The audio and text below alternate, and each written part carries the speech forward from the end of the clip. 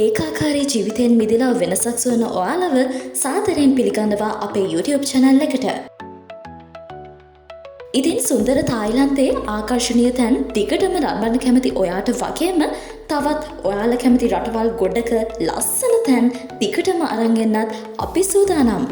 My Vacation International Travelsලා හරහා මට මුලින්ම යන්න අවස්ථාව හිමි වුණේ පතායවල තියෙන මෙන්න මේ ටයිගර්ටෝපියා පාක් එකට.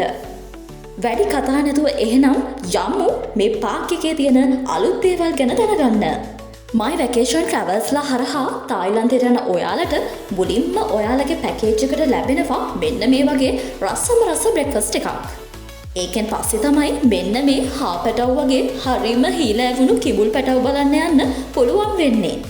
ඉතින් ඔයා කැමති නම් මේ සත්තු අල්ලන්න වගේම එයාලා එක්ක ලස්සන ෆොටෝස් ගහන්නත් අවස්ථාව ලැබෙනවා. ඒ යන අතරමඟදි තමයි අපි දැක්කේ ගෝනුස්සන්ව එල්ලගෙන ඉන්න මෙන්න මේ ලස්සන අක්කව. හරියටම 10ට පටන් ගන්න මේ ක්‍රොකඩයිල් ෂෝ එක බලන්න ගියාට පස්සේ තමයි මට හිතුනේ මේ වගේ කිඹුල්ලොත් මේ ලෝකේ ඇත්තටම ඉන්නවද කියලා. ඔන්න බලන්නකෝ ඉතින් මේ අයියලා ටික කරන මේ භයානක වැඩේ.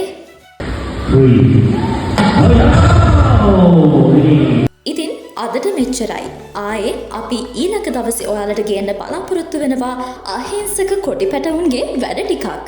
ඔයාලටත් මට වගේ සාධාරණ මිලකට තායිලන්තයට යන්න ඕනේ නම් පහළ තියෙන ෆෝන් නම්බර්ස් වලට WhatsApp ඇමතුමක් දැම්ම අරගෙන වැඩි විස්තර දැනගන්න.